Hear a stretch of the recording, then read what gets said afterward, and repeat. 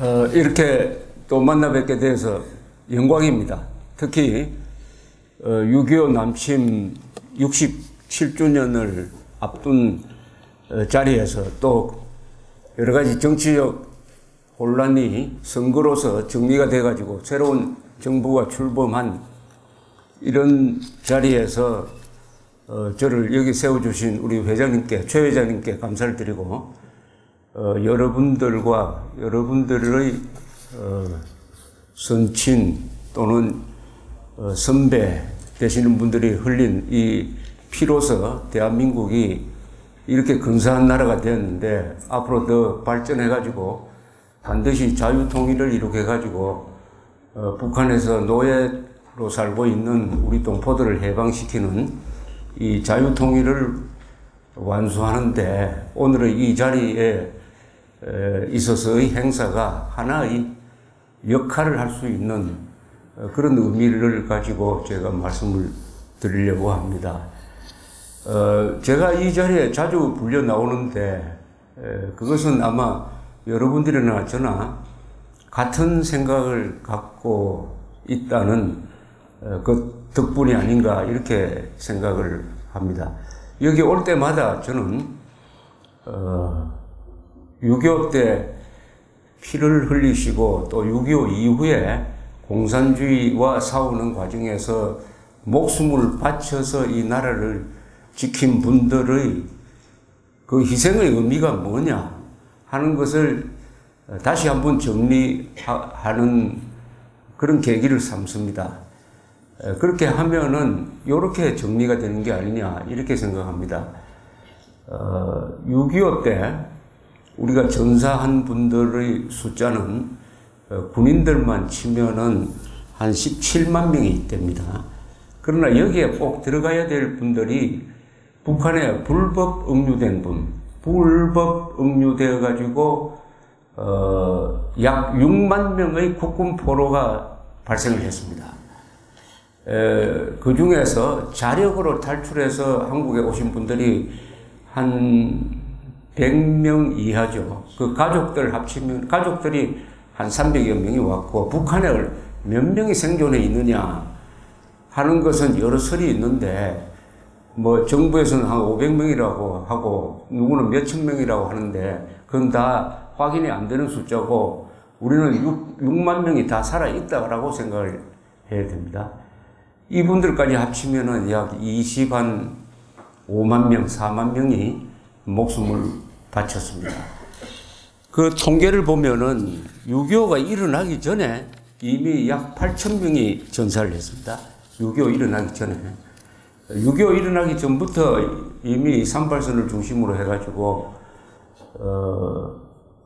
옹진이라든지 여러 군데서 북한의 도발로 전투가 있었고, 또 후방으로 침투한 이 빨치산들이 산악지방에서 여러 가지 도발을 했고, 제주도에서는 4.3 사건, 남로당이 일으킨 4.3 사건, 이것을 진압하는 과정에서 양민들도 많이 죽었지만은 국군 경찰관들도 많이 돌아가셨어요. 이렇게 해서 8,000명 이상이 이미 6.25 전에 죽었다는 것은 이미 전쟁이 진행 중이었다, 이런 뜻이죠. 그리고 6.25가 끝난 이후에 약 4,800명이 또 전사를 했습니다. 6.25 끝난 이후에 북한의 끊임없는 도발로 해서 가장 비근한 예가 2010년 3월 26일에 있었던 천안함 폭침으로 46명, 그리고 그해 11월에 연평도 포격으로 국군 2명을 포함한 민간인 2명 합쳐서 4명, 벌써 그해 50명이 돌아가셨어요. 전사를 했습니다. 그러니까 6.25 이후에도 전쟁이 계속되고 있다는 뜻입니다. 그리고 별도로 월남전에 참전해가지고 약 4,800명이 전사를 했습니다. 월남전에. 이렇게 본다면은 우리가 흔히 대한민국은 아직도 전쟁이 끝나지 않았다라고 하는 이야기가 그냥 말장난으로 하는 게 아니고, 전사하신 분들, 여기 계시는 분들의 부친, 삼촌, 할아버지, 이분들의 희생으로서 증명되고 있는 사실입니다. 대한민국은 지금 공산당과 공산주의자와 싸워가지고 피를 흘리면서, 지금도 피를 흘리면서 지켜지고 있는 나라입니다. 그런데 그 북한 정권에 대해서 말 한마디 못하면서 이승만, 박정희에 대해서는 온갖 욕을 퍼붓고, 북한 핵무장에 대해서는 말 한마디 못하는 정도가 아니라 오히려 그것을 지원하는 행동을 한 세력이 핵무장으로부터 우리를 보호하겠다, 핵폭탄 맞지 않도록 하겠다고 미국이 자기 돈으로 사드 배치를 하는데 그것을 못하게 하고 이미 배치한 것을 더 추가로 배치하지 못하도록 하고 민간인들이 성주 지역에 도로를 차단해가지고 미군이 또는 국군이 기름이라든지 이런 수송을 하는 것을 검문을 한답시고 끊어가지고 기름을 헬리콥터로 지금 실어 나르고, 그러다 보니까 북한이 미사일을 발사했을 때 기름이 부족해가지고 레이더를 돌리지 못하게 하고, 그걸 보고도 경찰이 구경만 하고 앉아있고, 경찰 보고 왜 이 불법 시위대를 방치해가지고 불법 시위대가 군대를 검문하도록 하느냐 라고 하면은 상부로부터 지시가 없어가지고 그냥 보고 있습니다, 이런 이야기를 하고, 대통령도 여당도 아무 말도 안 하고 해가지고 현재는 아주 그런 무엇천지가 이루어지고 있습니다. 핵무장 하는 데 대해서는 한마디도 안 하던 사람들이 미군이 사드 배치한다고 하니까 들고 일어난다. 대한민국을 지키는데 피 한 방울 흘리지 않는 사람들이 대한민국을 지키기 위해서 피를 흘린 사람들을 매도하고 억압하고 하는 분위기가 형성되어 있다. 이래도 이게 대한민국이 맞느냐 하는 근본적인 의문을 던지게 합니다. 우선 6.25 대한민국 6.25 전몰 군경 유잔협회와 대한민국 6.25 전사자 유잔협회가 주최한 6.25를 앞둔 행사이므로 이 6.25가 뭐냐 하는 것을 다시 한번 정리할 필요가 있습니다. 6.25가 뭐냐 하는 것은 모든 대한민국 국민들이 다 안다라고 생각하는데 그게 오해입니다. 어떤 식으로 아느냐가 중요하죠. 바로 알아야죠. 정확하게 알아야죠. 그러지 않고 거꾸로 알면은 대한민국을 미워하게 되고 북한을 좋아하게 되는 거죠. 6.25를 제대로 알아야 전몰자, 전사자에 대한 감사와 존경의 마음이 생길 것이고, 그 유잔협회의 활동을 적극적으로 지원하게 될 것이고, 그리고 대한민국의 앞날을 생각하게 될 것인데, 거꾸로 알면 큰일입니다. 여러분 자녀, 특히 젊은 층으로 내려오면 6.25를 거꾸로 아는 사람들이 많으니까 여러분들이 알고 있는 그 지식을 새로 정리를 해가지고 아주 쉽게 설명할 수가 있어야 됩니다. 6.25는 무슨 전쟁이냐? 공산주의자와 싸워서 자유를 지켜낸 전쟁입니다. 공산주의자와 싸워서 대한민국 국민의 자유만 지켜낸 것이 아니라 대한민국이 버팀으로써 자유세계의 자유를 지켜내고 자유세계의 자유와 번영을 지켜내니까 경제발전, 문화적 발전, 민주주의를 발전시켜가지고 그 40년 뒤에 소련 동구권의 공산주의가 무너지도록 하는 그 시작이 바로 6.25였습니다. 그러니까 6.25 때 희생된 분들은 한국인뿐만 아니라 전 세계의 평화와 자유와 번영을 위해서 희생된 분들입니다. 이 이상 고귀한 죽음이 어디에 있겠습니까? 이보다 더한, 한 사람이 목숨을 바쳐가지고 자기 가족만 살린 게 아니라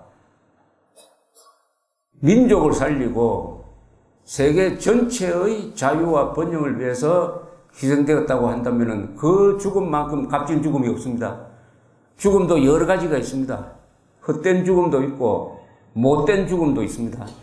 그러나 6.25 때 피 흘리신 분들만큼 많은 사람들한테 큰 기여를 한 그런 죽음은 우리 민족 역사상 없습니다. 공산주의자와 싸웠습니다. 공산주의자와 지금도 싸우고 있습니다. 그런데 누가 공산주의자냐 하는 것을 알 수 있는 안목이 있어야 됩니다. 대한민국은 공산주의 활동을 하다가는 국가보안법 혐의로 감옥에 가니까 내가 공산주의자입니다 하고 설치고 돌아다니는 사람은 없습니다. 다 위장을 합니다. 위장하는데 많은 용어를 씁니다. 나는 민주주의자입니다. 나는 민주투사입니다. 이렇게 위장을 합니다. 나는 민족주의자입니다. 라고 위장을 해요. 나는 민중주의자입니다. 라고도 위장을 합니다. 나는 평화주의자다. 이렇게 위장을 또 합니다.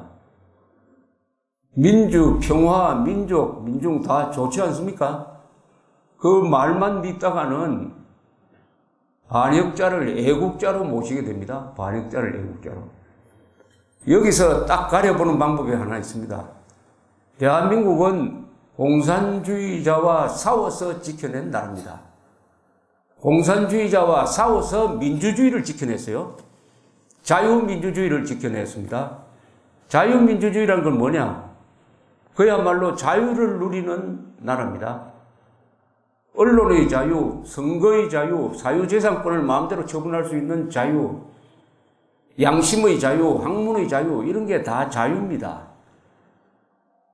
이 자유를 지켜낸 공산주의자는 그 모든 것을 부정합니다. 공산주의자가 가장 미워하는 말은 자유입니다. 공산주의자가 좋은 말은 다 가져가서 씁니다. 민주, 민족, 평화, 평등. 그런데 하나는 절대 안 가져가는 게 있죠. 자주 가져가지만 자유는 안 가져갑니다. 자유. 여러분, 북한의 용어 중에서 자유란 용어 본 적 있습니까? 자유를 미워합니다. 왜냐? 자유가 철천지 원수니까.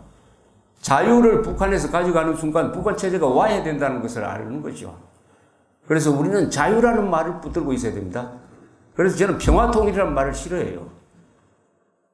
평화적 적화통일도 있고 평화적 자유통일도 있는데 우리는 평화적 자유통일로 나아가는 나라입니다. 그러니까 통일 용어가 나올 때는 정부가 무슨 용어를 쓰든 말든 우리는 정확하게 자유통일이라고 불러야 됩니다. 자유통일. 우리가 지향하는 통일은 평화통일이 아닙니다. 자유통일입니다. 가능하면 전쟁하지 말고 그래서 평화적 자유통일이죠. 그래서 공산당과 싸워서 민주주의를 지킨 나라니까 민주투사라든지 나는 민주주의자라고 주장하려면 반드시 조건이 하나 있어야 돼요. 공산주의자와 싸운 경력이 있느냐라고 물어야 됩니다. 당신 입에 발린 소리가 민주투사인데 투사 싸운다는 뜻인데 누구하고 싸운다? 공산당하고 싸운 적이 있느냐? 총 들고 싸운 적이 있느냐? 그럼 총 들은 시대가 지났으면은 이론으로 싸운 적이 있느냐?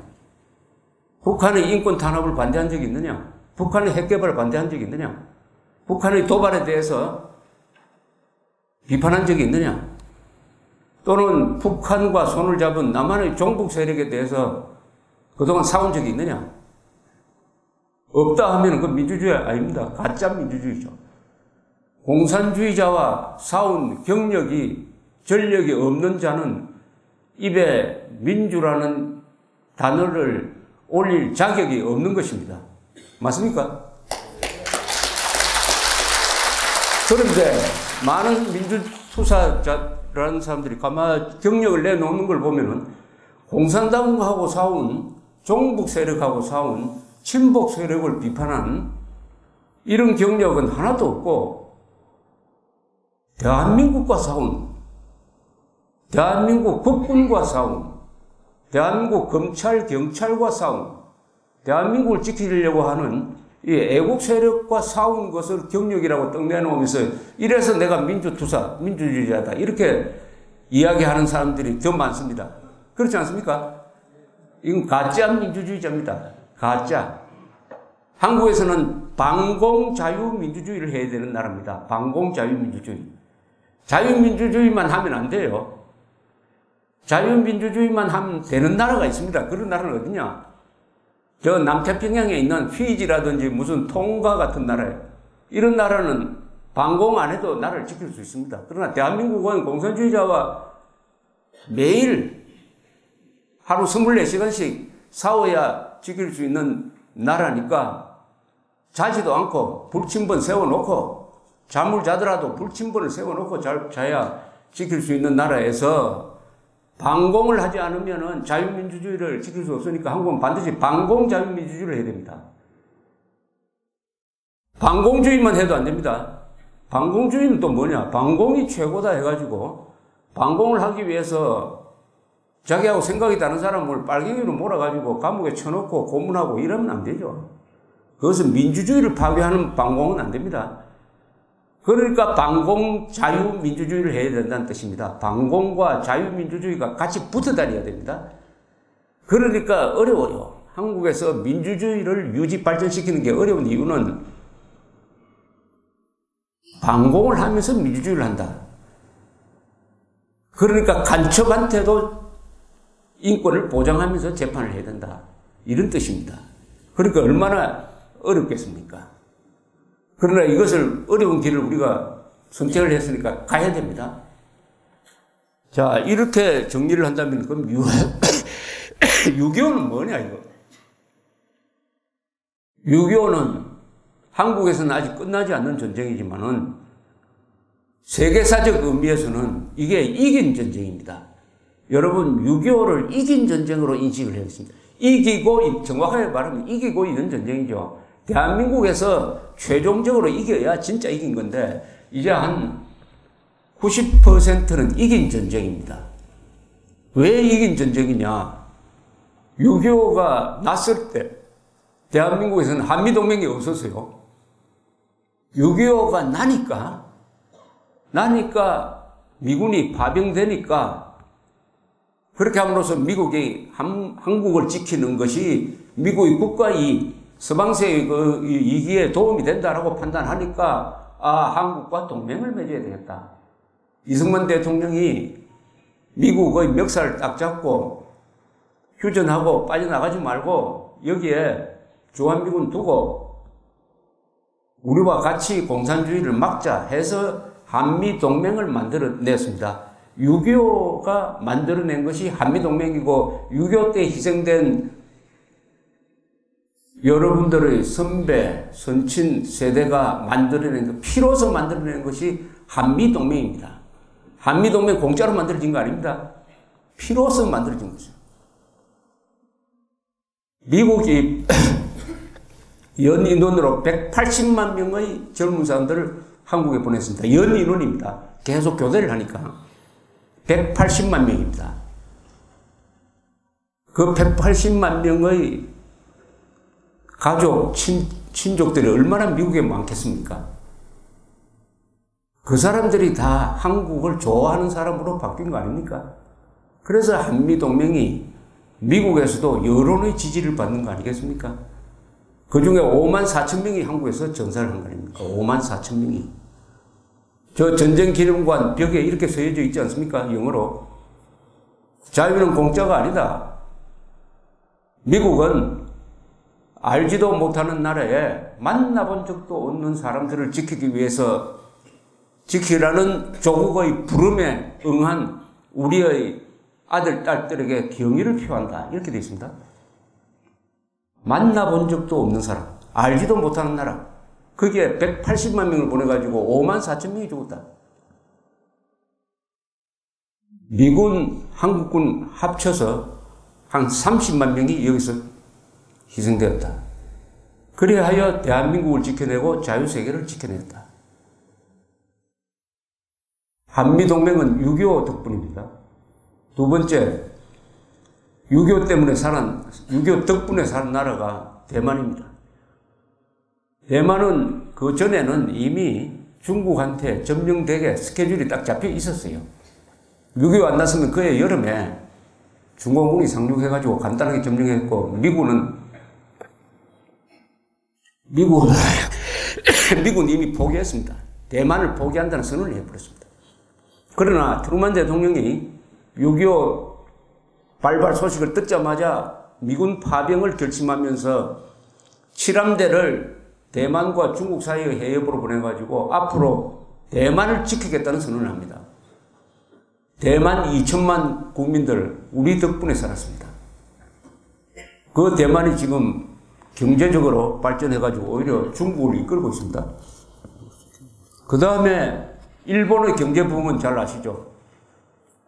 한국에서 전쟁이 일어나고 군수무자를 돼야 되는데 미국에서 가져올 수는 없으니까 2차 세계대전이 끝났지만 아직도 일본에는 군수공장이 많으니까 그것을 막 돌려가지고 전쟁 물자를 대는 과정에서 일본이 경제 부흥을 했습니다. 일본이 경제 부흥을 했습니다. 이 이야기를 일본 사람들한테 계속 해줘야 돼요. 우리가 흘린 피값으로 당신들 경제 발전했다. 고맙게 생각하라고 당당하게 우리가 이야기를 해야 됩니다. 그래서 일본이 경제 부흥해가지고 한때 일본이 세계 제2위, 지금 제3위의 경제 대국 같습니다. 그 다음에 유럽에서는 무슨 일이 일어났냐. 그때 나토가 만들어졌는데 아직 이게 동창회인지 군사동맹체인지 모를 정도로 느슨해 있었습니다. 그러나 6.25 딱 나니까 미군이 한국에 한 30만 명을 보내니까 유럽을 지킬 미군이 부족한 거예요. 그러니까 유럽 여러 나라들이 나토를 만들어가지고 군사동맹체제로 강화를 합니다. 나토가 제대로 움직이게 되고 그렇게 하다 보니까 독일, 서독을 재무장시킵니다. 서독을. 독일은 1차 대전, 2차 대전을 일으킨 나라인데 그래서 완전히 무장 해제해가지고 농업국가를 만들려고 했는데 이 상황이 바뀌었어요. 우선 스탈린의 소련이 너무나 겁난다. 대육군을 가지고 있는 이 스탈린의 소련을 어떻게 저지할 거냐. 우선 서독을 재무장해야 된다. 그래서 서독의 재무장이 일어나면서 서독이 또 경제 발전을 하는 기초가 여기서 이루어집니다. 그러니까 세계에서 가장 근면하고 공업이 발달한 또 전쟁을 하면 잘 싸우는 일본과 독일이 서방 세계에 확실하게 서게 되고 경제 부흥을 하는 계기가 한국전에서 이루어졌습니다. 그 다음에 미국이 어떤 대응을 했느냐. 미국은 2차 세계대전이 일어났을 때는 군대가 상비군이 1000만 명이 넘었습니다. 전쟁이 끝났으니까 그것을 유지할 수 없죠. 그래서 군대를 막 줄이기 시작했습니다. 어느 그 정도까지 줄었느냐. 6.25가 났을 때 미국 전병력, 육해공 전병력이 얼마인지 아십니까? 그때 소련 군대는 몇백만이고 중공군도 몇백만이고 북한군은 20만, 국군은 10만 명이었습니다. 그때 6.25가 난 그 순간에 미군의 병력이 지금보다도 적었습니다. 130만이었습니다. 130만. 거의 10분의 1로 줄었어요. 그런데도 그 10분의 1로 준 상태에서도 한국에 그만큼 많이 파병했다는 게 대단한 거죠. 이래 되니까 또 중공군의 남침이 있으니까 트루만 대통령이 결심을 합니다. 군사비를 늘려야 된다 해가지고 6.25 기간 3년 동안에 미국의 군사비가, 군사 예산이 약 4배로 늘어갑니다. 그 다음에 3년 뒤에 보니까 미군이 130만에서 350만으로 늘어요. 왜 그러느냐? 소련과 정면 승부를 하겠다. 소련이 침략, 근성을 이런 식으로 내보이면은 우리도 경제력을 가동해가지고 본격적인 군사력 건설로 나아가겠다. 그러니까 누가 센지 한번 붙어보자. 이렇게 소련을 상대로 군비 경쟁을 선언한 것이 이 6.25의 계기가 됐습니다. 6.25가 하나의 계기가 됐습니다. 그 결과는 어떻게 됐습니까? 경제력이 강한 나라가 장기적으로 경쟁을 하면은 이기죠. 한 40년 미국과 소련이 군비 경쟁을 하다가 보니까 결국은 소련이 주저앉아 버렸습니다. 경제가 망가져 버렸습니다. 군사력을 건설하려는 것은 그게 낭비적 투자예요. 거기에다가 국가 자원을 끌어대면은 다른 민생 경제는 안 됩니다. 그러니까 소련이 미국과 거의 맞먹는 미사일도 만들고 핵무기도 만들고 핵잠수함도 만들고 하는 데는 성공을 했는데 국가 자원이 끌러 가다가 보니까 국민들 먹여 살리는 데는 실패하니까 불만이 일어났다. 나중에는 군사 경쟁도 안 된다. 이제는 무기도 우리도 만들 수 없다. 경제가 망가지니까. 이러니까 손들어버린 거예요. 손들도록 만든 게 6.25 때 6.25를 결심해가지고 6.25를 계기로 해가지고 미국이 작심하고 군사비 경쟁으로 나아간 것입니다. 그러니까 결론적으로는 6.25 때 우리가 항복하지 않고 버팀으로써 대만도 살고 일본도 경제 부흥하고 서독도 재무장하고 나토가 군사 동맹체로 발전하고 한국은 한미동맹을 갖게 되고 미국은 군사비를 4배, 3배 더 지출하게 되고 그래야 40년 흐르니까 소련을 비롯해가지고 동구 공산권이 무너져 버렸다. 그게 1949년에서 1990년 사이. 그러니까 서독, 동독이 통일했다. 동서독 통일 때 가장 큰 공을 세운 사람이 헬무트 콜 수상입니다. 이분이 이틀 전에 돌아가셨죠. 그분의 통일을 가능하게 한 것, 동서독 통일이 가능하게 한 것도 우리 한국인의 희생, 미군의 희생, 여러분들 선배, 선친들의 역할이 있었다는 겁니다. 역사라는 것은 이렇게 다 연관성이 있습니다. 그렇다면 6.25를 기념할 때 우리가 이것은 동족 상잔의 전쟁이었다. 서로 동족끼리 총뿌리를 겨눈 전쟁이었고 아직도 전쟁은 끝나지 않았다. 이런 전쟁은 일어나서는 안 된다. 평화가 최고다. 착한 전쟁이라는 건 없다. 어떤 더러운 평화도 전쟁보다는 낫다. 이렇게 이야기하면 되겠습니까? 이렇게 이야기하면 되겠습니까? 동족 상잔의 전쟁이라는 말 하지 마세요. 남침 전쟁이지 무슨 동족 상잔의 전쟁입니까?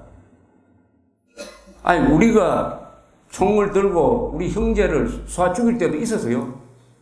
남침을 당해가지고 나라가 망하고 내가 죽는 판인데 살기 위해서 한 건데 이걸 동족 상잔의 전쟁이라 해가지고 물타기를 하면 안 됩니다.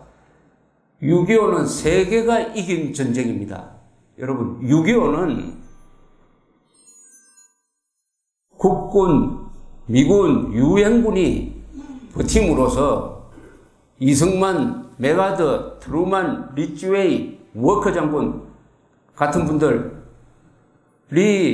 버팀으로써 한반도에서 자유의 보루를 만들고 자유의 방파제를 만들고 자유세계의 쇼윈도를 만들어가지고 결국은 세계 전체가 평화롭고 번영되고 하도록 만든 이긴 전쟁입니다. 이긴 전쟁.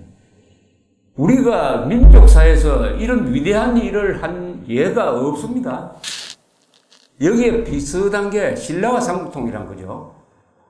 신라가 삼국통일하니까 한반도가 안정이 돼가지고 그 뒤에 한 300년 동안 동북아시아에서 평화의 시대가 온 적이 있습니다. 고대의 전성기가 그때 있었습니다.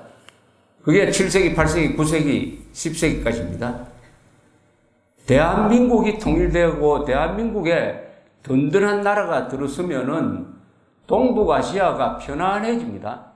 그러지 않고 대한민국이 분열되고 약한 나라가 들어서면은 주변에 강한 나라가 많아가지고 한반도를 서로 먹으려고 하다가 자기끼리 막 싸움과 청일전쟁, 러일전쟁, 또 몽골 침략, 임진왜란도 그렇게 일어났고 병자호란 6.25 이런 게 일어납니다. 그러니까 한반도가 통일되면은 우리만 편안한 게 아니라 동북아시아가 편안해지고 세계가 편안해집니다. 우리가 남북 통일한다는 것은 단순하게 7천만 민족이 한 민족으로 합친다는 의미가 아닙니다. 보다 훨씬 더 큰 의미가 있는 것입니다. 그야말로 세계 평화에 기여할 수 있는 위대한 숙제를 우리가 하나 갖고 있습니다. 위대한 목표를 하나 갖고 있어요. 우리는 지금 위기죠. 그러나 위기의 다른 표현은 호기입니다. 호기, 찬스입니다. 이 위기를 극복해가지고 핵 문제 해결하고 북한 노동당 정권을 해체를 하면은 한반도가 편안해지고, 한반도가 편안해지면은 중국과 싸울 갈등할 이유도 없고, 러시아도 브라디보스톡 근방을 발전시킬 수가 있고, 일본과 싸울 이유도, 일본과 중국이 서로 갈등할 이유도 없어지는 겁니다. 따라서 이 6.25는 세계가 이긴 전쟁으로 이미 여러 학자들에 의해서 정리되고 있습니다. 오바마 대통령이나 클린턴 대통령이 6.25 기념식, 그때는 보통 7월 27일을 저 사람들은 기념합니다만은, 그때가 되면은 항상 이긴 전쟁이라고 정확하게 규정을 합니다. 그 이야기가 한국에서는 나오지 않아요. 우리나라에서는 나오지 않습니다. 우리가 가장 자랑해야 될 전쟁인데, 북한도 민족 해방전쟁이 이겼다라고 승리하는 기념일을 7월 27일 잡고 있는데, 우리만 6.25는 동족 상잔의 전쟁이었다고 이렇게 부끄러운 전쟁으로 가르치니까, 그렇게 가르치니까 젊은 사람들이, 또 정교조가 그렇게 가르치니까 젊은 사람들이 6.25 하면은 거기에 희생된 분들에 대한 존경심보다는 헛된 죽음을 했다는 식으로 이렇게 된 거 아니겠습니까? 6.25를 정확하게 이해하지 못하면 대한민국 역사를 정확하게 이해하지 못하고, 오늘 우리가 누구하고 싸우고 있는지, 무엇을 위해서 총을 들고 있는지도 알지 못하게 되는 거죠. 그래서 교과서를 바로 뜯어 고치겠다고 박근혜 정부가 국정교과서를 만든다는 정책을 펴가지고, 그래도 그나마 조금 좋아진 국정교과서가 나왔어요. 2011년에 김관진 국방장관이 있을 때 군에서 당시에 쓰던 고등학교 한국사 교과서를 다 분석을 해가지고 정부에 이런 건의를 했습니다. 이 교과서대로 한다면은 대한민국은 지킬 필요가 없는 나라다. 이런 교육을 받은 사람들이 군인이 되면은 누구를 위해서 싸워야 되는지 제대로 가르칠 수가 없다. 전력에 심각한 해가 된다. 이 교과서 좀 바꿔달라고 이렇게 건의를 한 적이 있습니다. 군대가, 국군이. 그럼 좀 바꿔야 될 거 아닙니까? 2014년에 나온 교과서는 더 악화가 됐어요. 그러니까 정부에서 그것을 바로잡기 위해서 국정교과서로 갔는데, 새 정부가 들어서서 제일 처음에 한 게 그 국정교과서, 바로잡은 국정교과서를 폐지하는 것이었습니다. 그러면은 6.25를 어느 교과서 보니까 6.25를 설명하면서 미군이란 말이 하나도 없는 교과서가 있습니다. 트루만 대통령 이름 하나도 안 나오는 교과서가 있습니다. 그러면 이게 6.25 때 우리가 산 것은 미군이 들어왔었는데, 미군이라고 써야 될 때 유엔군이라는 걸 넣습니다. 유엔군. 미군이란 말을 일부러 빼기 위해서 유엔군이 상륙해가지고 유엔군이 도왔다. 아니, 유엔군의 90%가 미군 아니었습니까? 미국이 주도하는 유엔군이라고 이렇게 써야지. 국군이 무슨 학살했다고 쓰고, 국군이 민간인들을 학살했다고 써놓고는, 그럼 인민군은 학살 안 했어요? 인민군 학살한 거는 뭐라고 쓰는지 압니까? 숙청했다고 씁니다. 숙청. 여러분 숙청은 사진 찾아보십시오. 그게 뭔지 압니까? 깨끗하게 한다는 뜻이에요. 깨끗하게 한다는. 아니면 인민군은 남한에 와가지고 사람을 치고는 깨끗한 일을 하고 국군은 학살했다. 이렇게 교과서가 적어놓고 있습니다. 이렇게 함으로써 이제 대한민국은 또다시 이제 위기에 들어가게 되는데 그때마다 우리는 이 6.25의 의미를 제대로 살려야 됩니다. 6.25에서 우리가 한미동맹이 생기고 우리 쪽은 지금 세계가 살았는데 그러면 한국은 6.25 때문에 또는 6.25 덕분에 무슨 일이 일어났느냐. 한미동맹이 만들어졌습니다. 한미동맹은 세계에서 가장 강력한 나라, 세계에서 가장 부자 나라, 세계에서 가장 자유로운 나라, 세계에서 가장 마음씨가 좋은 나라와 친구가 된 거죠. 북한은 세계에서 가장 악독한 나라, 그것도 한 나라도 아니고 중국, 스탈린이 소련과 친구가 돼가지고 지금 망조가 된 거 아니겠습니까? 친구를 잘 사귀어야죠. 동맹이라는 것은 친구입니다. 친구.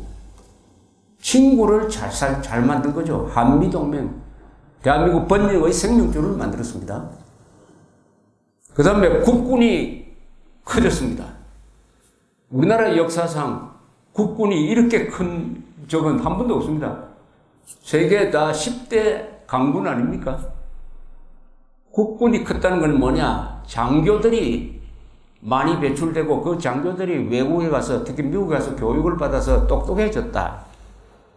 능력이 있는 사람들. 1950년대 말에는 한국에서 가장 깬 사람, 가장 능력 있는 집단은 군 장교들이었습니다. 이 사람들이 개혁 의지를 가지고 5.16을 통해서 군대가 정권을 잡았습니다. 군대가 정권을 잡았어요. 정상적인 민주주의 국가에서는 군대가 정권을 잡으면 안 되죠. 그러나 전쟁하는 나라입니다. 공산주의가 후방에서 사보타지를 하는 나라에서 국가 위기가 오면은 군대가 나오게 되어 있어요. 앞으로도 대한민국에서 국가적 위기가 생기면은 그때 군대가 가만히 있지 않습니다.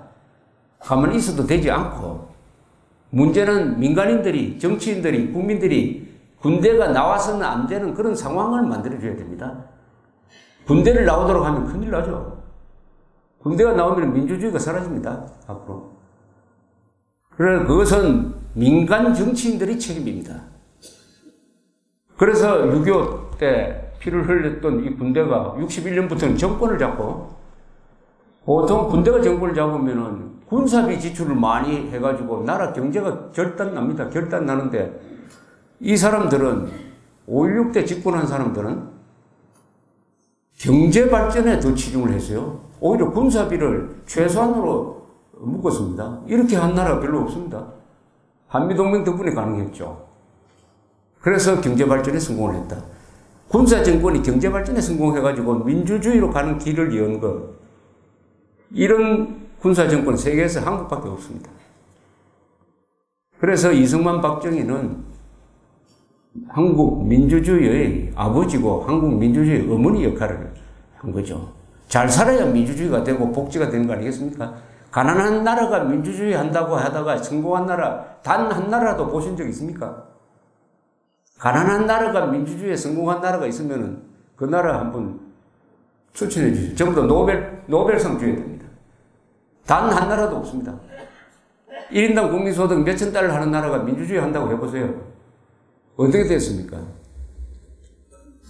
최근 예로 2011년 봄에 중동에서 튜니시아, 이집트, 예멘, 시리아 이런 데서 민주주의 한다고 민중혁명이 일어나고 독재자가 가다피 같은 리비아까지 포함하면 가다피, 무바라크 같은 독재자가 막 물러나라고 했습니다.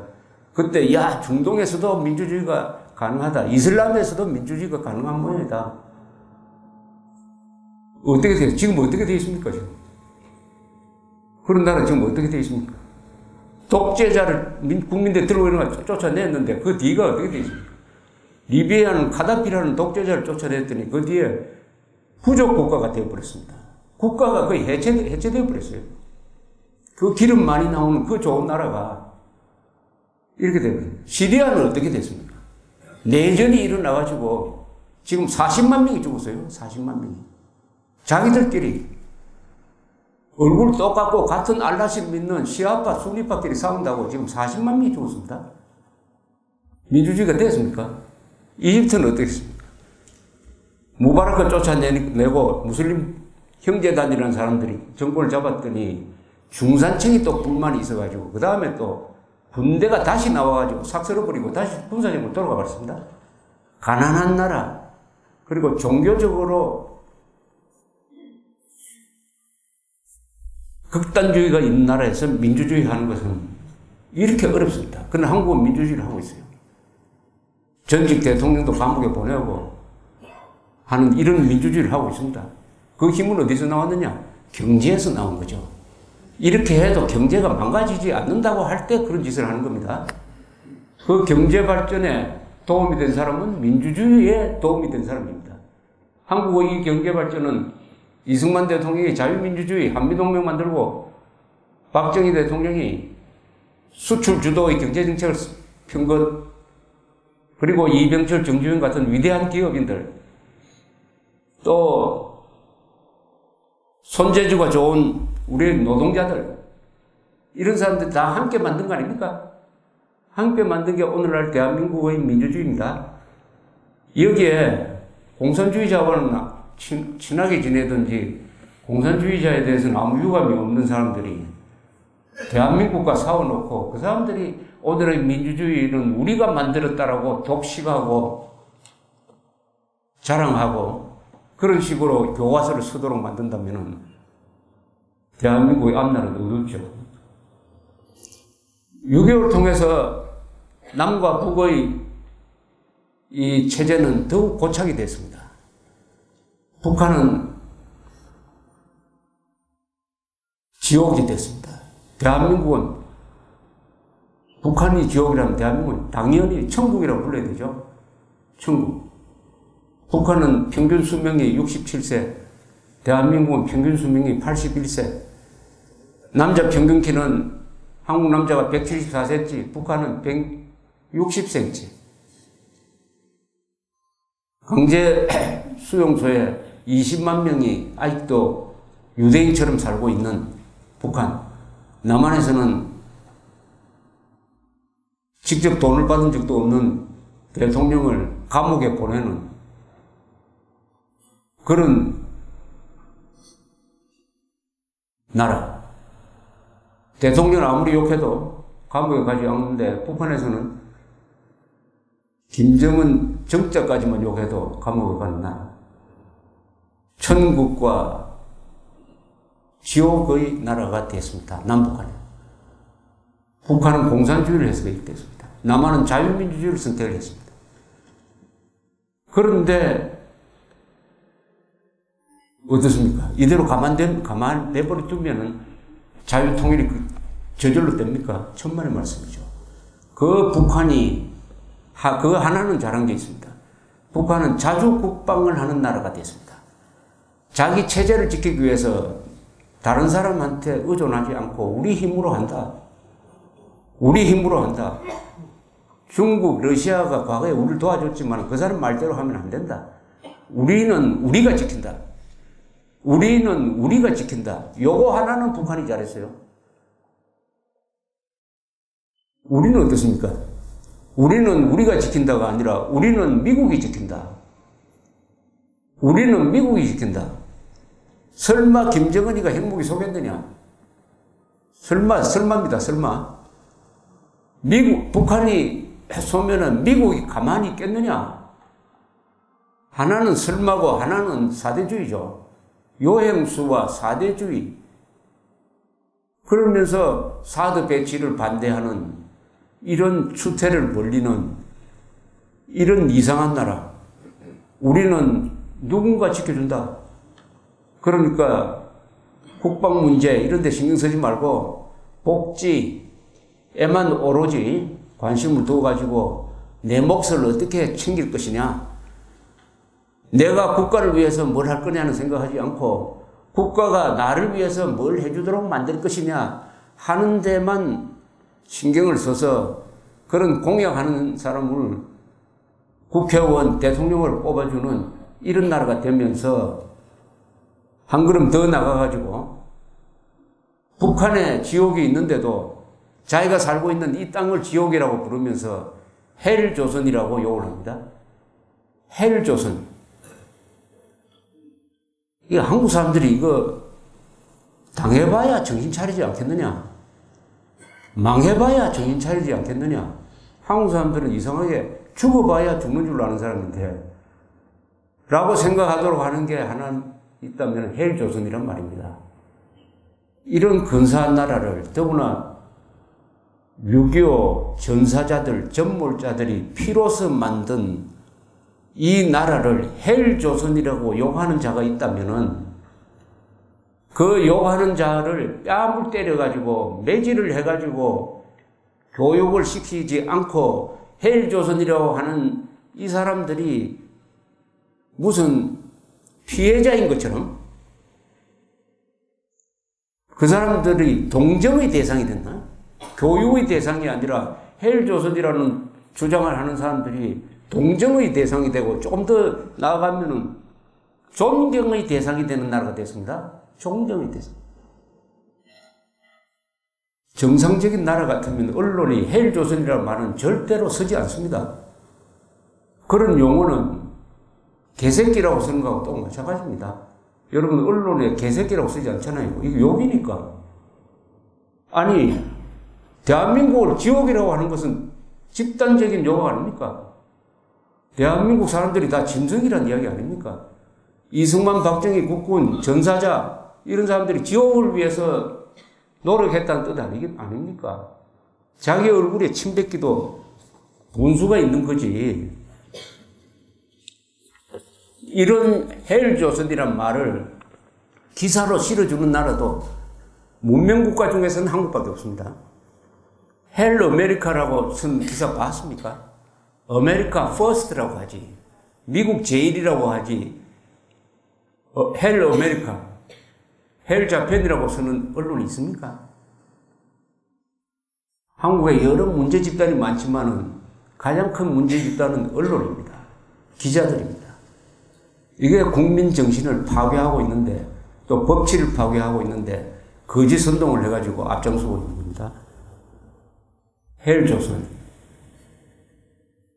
이런 시기가 이제 닥쳤으니까 결국 한국이 핵위기에 걸려서 그동안 이룩했던 이 천국 같은 이 대한민국을 잃어버리지 않을까 하는 위기가 실감으로 다가오고 있습니다. 이럴 때 오늘 여러분들이 누구보다도 당당하게 말씀할 수 있는 발언권을 가진 분들입니다. 여러분들은 혁명 열사 유전이 아닙니까? 북한식으로 이야기하면.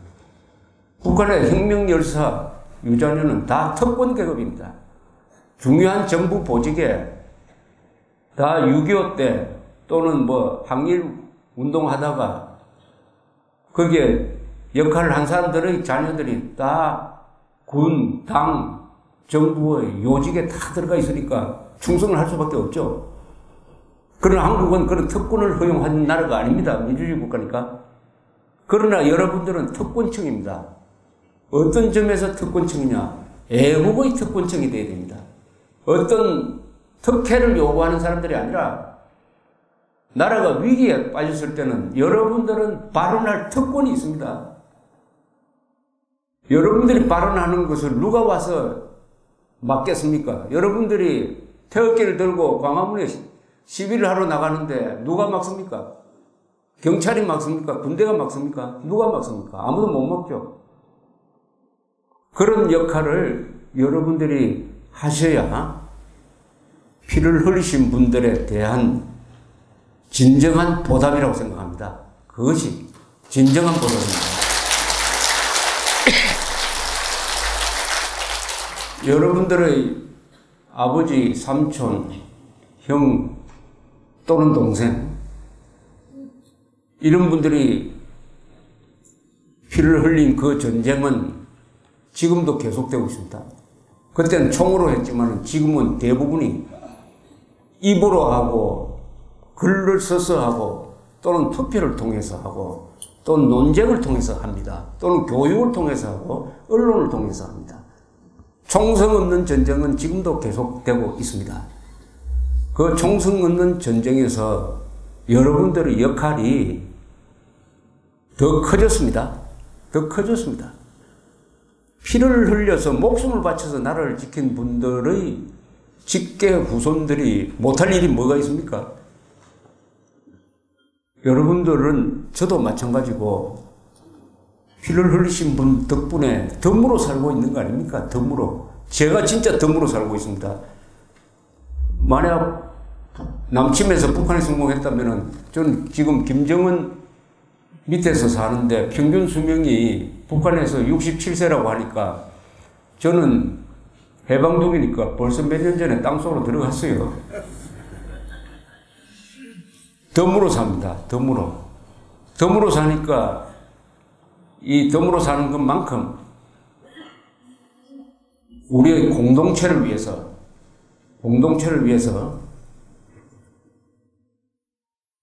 희생한다는 것은 좀 너무나 고귀한 단어니까 공동체를 위해서 노력하고 체력이 닿는 데까지 해야 될 의무가 살아남은 사람들의 의무가 있습니다. 살아남은 사람들, 생존자이기도 하고 생잔자이기도 합니다. 살아남은 사람이죠. 살아남은 사람. 이 살아남은 사람. 뭐의 의무를 다해야 된다고 생각을 하고 특히 이 오늘날 대한민국에서 남북한에 걸쳐서 이 형성된 이 계급투쟁론자들의 이 세상을 우리가 바꿔야 됩니다. 계급투쟁론이라는 것은 남한에서는 민중민주주의, 양극화, 1대 99, 재벌타도 뭐 이런 용어로서 변형돼서 쓰여지고 있습니다. 계급투쟁론이라는 것은 국가를 부정합니다. 국가는 지배계급이 통치하는 집단이니까 국가는 파괴해도 좋다.